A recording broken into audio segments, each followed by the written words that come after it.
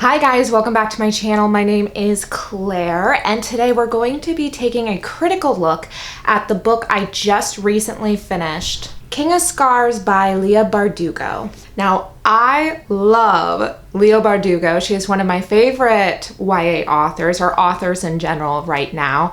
I own most of her books. I got two of my friends and my mom to read Six of Crows, if not the entire Grisha universe, within the last 3 months alone. I'm super excited for Shadow of Bone that's gonna premiere on Netflix. It's one of the only TV shows I have any interest in watching. And I just put up a glowing review of her debut adult fantasy, Ninth House. So I am a prime reader for King of Scars, especially since it's featuring some of my favorite characters, especially Nikolai and Nina. However, I ended up being extremely disappointed in the book, and I wanted to go over just a comprehensive list why that was and why I felt like the story failed me. And I want to talk about this in a respectful way. I love Leigh Bardugo. I'm definitely not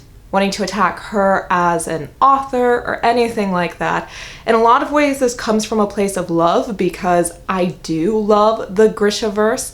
I am pretty active in the fan base on Pinterest and Instagram. Like I said, these are just some issues that I personally had with it. If you had different issues or you don't agree with me, please throw what worked or didn't work for you down in the comments below, because I think this could be a really interesting discussion. That all being said, let's get started. I wrote a full-on list of some of my issues, and I never write anything before I film, so if you see me looking down a lot, I'm looking at my notes. So I like to go into books pretty blind. I do not look up reviews beforehand. I don't check Goodreads. All I knew about this one in particular was that Nikolai and Zoa and Nina were going to be the POV characters. And like I just mentioned, I love Nikolai and I love Nina. So I was so excited for them to share this book together and kind of have that melding of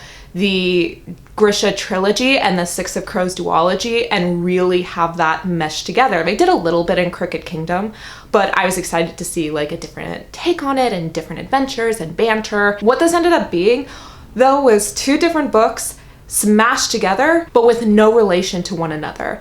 Nina does not interact with Zoa or Nikolai and their plot or them at all. Nikolai and Zoa sort of mention Nina off and on throughout the book and vice versa, and I kept holding out to the end, hoping that somehow the climax of their different plot lines would somehow also converge them physically, and they would all be in the same place, and I kept holding out for that.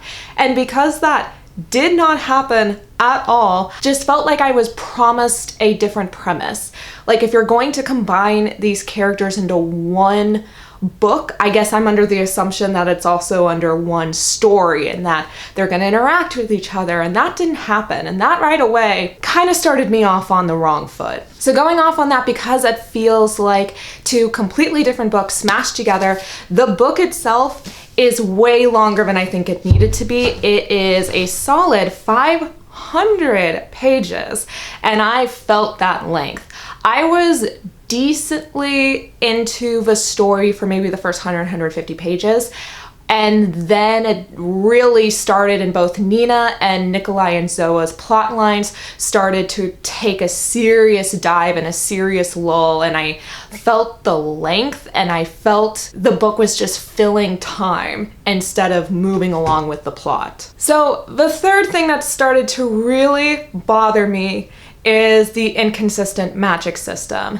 Now, I don't think the Grishaverse, it's no Brandon Sanderson book. You know, the magic system isn't like a hard science, but there were rules established. And even the rules that are established in this own book start to get broken in a way that I found Very distracting. Right away, we have Nina being able to hear those voices in her head of the dead girls calling to her, and also Matthias talking to her, which is a point that I really enjoyed because it was like I got to have my cake and eat it too when it came to Matthias's death, and I thought it made sense given her powers. Then there's this reveal about 100 to 200 pages in, after she buries Matthias, where she is honest with herself and she realizes that she never heard Matthias's voice. It was her own the entire time, which, like, fine, that's really sad, that's really tragic, except, oh, but all the girls, all the dead women, those are real. And to me, it's like, you don't get both. It doesn't make sense to me that Nina would selectively hear only certain dead people, and it's like, really, not Matthias, not the corpse that she's carrying around with her. She doesn't hear him, but she hears all this indistinguished women that are been buried who knows how long, who knows where. I really liked Nikolai dealing with that literal inner demon within him. They established very on and kept establishing throughout the book, though, that the demon, part of the danger of it coming out is that although it's only been able to go after livestock, it wants human flesh, and it even attacked Zoa at one point. And then when they were in that weird purgatory state, saving Zoa was somehow the thing that got the monster to reveal itself. And I just found that whole sequence to be extremely confusing. Why would the monster want to save Zoa, especially since we literally had this whole chapter about the monster actively wanting to kill Zoa and she barely escaped with her life, but now he wants to save her? And speaking of Zoa and the saintly purgatory, she was really able to unlock her Grisha powers, and now she can control other things beyond being able to control the wind and whatever. I feel like having storm powers is already like an incredibly overpowered thing to give somebody. One, it happened way too fast. It was just like, oh, she just needed a pep talk. And then she can just control fire, control the elements. It was a very half-baked idea. The next main issue that I had with the book was the tragic backstory competition. Before I get into this, I wanted to use the example of my favorite story and creation of all time, Avatar: The Last Airbender. And while pretty much all the characters, but especially the main gang, they have difficult backstories. And I think that's generally something you want to give your characters, because having them deal with adversity and difficulties in their past is just a good way to make them stronger or to seem more well-rounded. But then you have a fan favorite like Toph Beifong, and her backstory is pretty simple. She was a wealthy girl, born blind, was an incredible earthbender, but her parents doubted her and restricted her and were hyper consumed with her life and her well-being because they thought that she was severely limited because of her disability. Wow, that's like a difficult backstory for sure. It's not like her parents locked her in a room and beat her every day. But throughout this book with Nikolai and Zoa, and at least reestablished with Nina, they all just had like the most dramatic and tragic and terrible backstories. I think it's kind of a cheap trick to be like, well, the more horrific their history was, the more sympathy the reader will have for them. And it's like, yeah, what happened to those characters sucked, but that doesn't automatically make me anyway like them or sympathize with them. And it was bizarre to just, even with some new characters introduced, everyone's history just has to be horrific. One of my other main issues was the feeling of repetition. Part of the reason that the book felt so long was because I got to a point where I could predict what everybody's actions and reactions would be. I think one of the tricky things of making what used to be side characters and bringing them to the spotlight, like especially with Zoa and giving her her own POV, was that with her and pretty much all secondary characters, because they are not in the spotlight all the time, it's okay for them to have just a few really strong characteristics. Like Zoa is really mean and determined. And when she was the side character, that was enough. But now she's this POV character, and it's like, okay, well,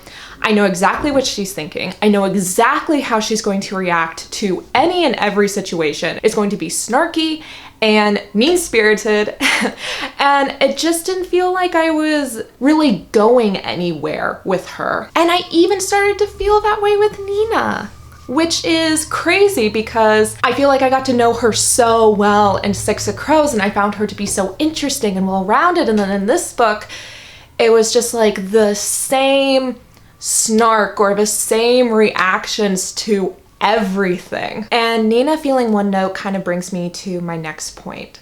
So I definitely do not need characters to be morally perfect, upright citizens. In fact, I kind of prefer when they're not and they're more internally gray. I found myself distracted when I was in Nina's storyline and the way that she kept degrading the traditionalism in the Fayarda culture, mostly because it seemed like a missed opportunity for some really interesting internal conflict. We already spent 2 books in Six of Crows and Crooked Kingdom establishing with Nina why she would hate the Fayarda country and government because of their hatred and cruelty towards the Grisha. But she also fell in love with a Fayardarin. Now she's in his homeland. And this kind of goes back to the feeling of repetition, where other than the landscape, every time she dealt with anybody from that country, oh my goodness, she just hated them, hated their traditional old school values, even the ones that didn't have to do with Grisha.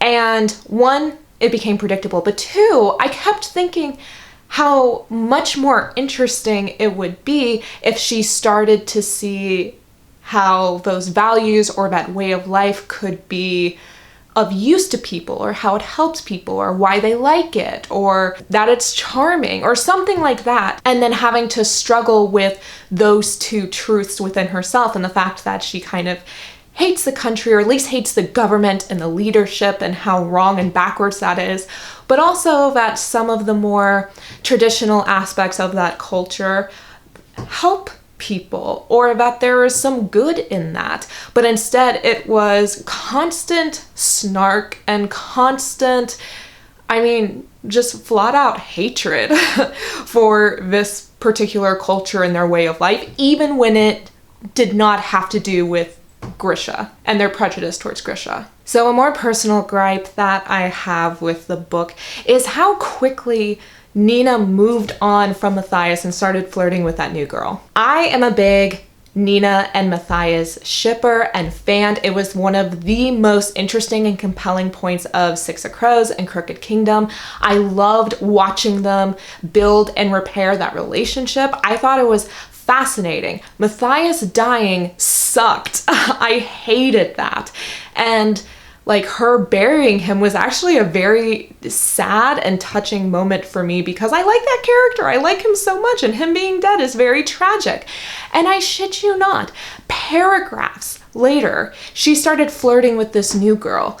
And there's just something about that that really rubs me the wrong way. Not that people can't move on from tragedy or lost love and find something new, but like paragraphs after burying your dead lover?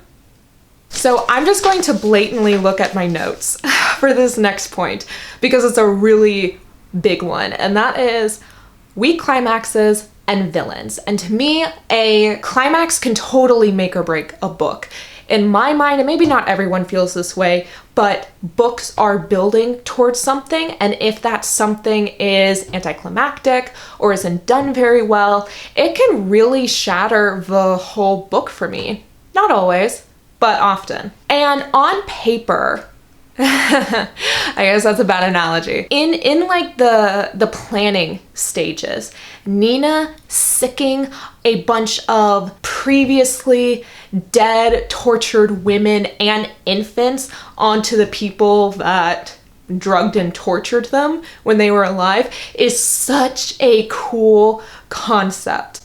However, I did not feel that it was pulled off particularly well. I think there is an underlying thriller horror vibe to Nina's storyline that was not pulled off particularly well. And I think it could have worked if the story was expanded upon, and instead of shoving these two completely different stories into one book, Nina got her own mystery book, Nikolai and Zoa kept to their own world. But I also feel like it would have helped if the whole training and flirting with Jarl Brum's daughter was completely cut. It's not that I don't think that can't be cool, but I think with what the vibe that this story felt like it wanted to have would have been more successful if that just wasn't a part of Nina's story. If it focused on building a mysterious atmosphere and being a mystery and being a thriller. And it's such a shame because that sounds like such a cool reveal to have these zombie mother children going after the bad guys, but this also kind of goes with the inconsistent magic system problem, because in that climactic scene, it's extremely unclear if she herself is controlling the dead. Did she just help deliver the souls of the dead to temporarily be back inside their bodies and seek revenge? If she's not in direct control of the corpses, how long are they reanimated for? Is it indefinitely? Is it until they get their revenge and then they can die in peace? And although the imagery of a dead infant attacking somebody is gruesome, why would an infant, if it is their soul, even know to attack somebody or even have that sense of divine justice if they're an infant? Had Nina had her own book, it would have had more time to develop something really cool and horrific and gruesome and creepy. The potential is so there. A quiet, snowy village that's super old school, girls going missing, Nina can kind of hear the dead and deal with dead things. I mean, like, all the pieces are there to make something really intense, but because she had to share her story with someone else and because her powers weren't well defined, it just got lost and the climax felt muddled. Nikolai and Zoa, on the other hand, suffered from just a nothing villain. A villain that came out of nowhere. We know nothing about her reasons for being evil, is just wanting more power. She felt like a stand-in for the real villain the author wanted and used this entire 500 pages to get to, which is the Darkling coming back to life, which I also have mixed feelings about because I love the Darkling. I think he is the best character in the Grisha universe, including Six of Crows. I think he's so interesting. As much as I like him, and I really, really liked in this book, in King of Scars, I really liked people starting a cult around the Darkling and worshiping the Darkling, and that's dark and interesting. But the Darkling coming back to life, I'm just not a fan of. If a character is dead, unless you have something like a Nina thing going on and you can maybe hear them beyond the grave, but otherwise I like characters that are dead to stay dead. Otherwise, their death in the previous book feels cheap. That's about everything that I have to say about why this book really didn't land with me. There were definitely a few other things that bothered me. Like, I think the way finding out how Zoa got her tiger amplifiers was laughable. I thought that was so ridiculous. And just little things like that. There were a few things that I really liked. Like, I thought the prologue was actually really strong. It had such a zinger of a final line. And then I really liked the doppelganger king having to deal with this like international party and finding a wife for the king that is not there. Like, I thought that whole thing was really fun, and I kind of wish they just leaned into that further. And it was a strange combination of a book feeling overstuffed with different plot elements and information, and yet also still being really boring and just not very gripping, despite having so much good groundwork. I already like these characters. I already know about the conflicts between all these countries. I already like the magic system. It should have been really easy to expand upon, and yet it definitely was not for me. Now, I believe this book and Ninth House came out the same year, or they came out very close to each other. And I really liked Ninth House, and I am gonna take a gamble that Miss Bardugo poured a lot more of her heart and time and energy into Ninth House than she did with this book, which is obviously a shame, and it makes me wonder if other forces were really pushing her to come out with more Grishaverse books, even if maybe she didn't have the inspiration for it. Who's to say? But if you have read King of Scars, please let me know your thoughts and feelings and opinions down in the comments below. I think this could be a really interesting discussion because there is a lot here to unpack. Make sure to like and share this video. It really helps me out, and to subscribe so you don't miss out on any other book or writing related content in the future. Thank you so much for watching, and I will see you guys next time. Bye!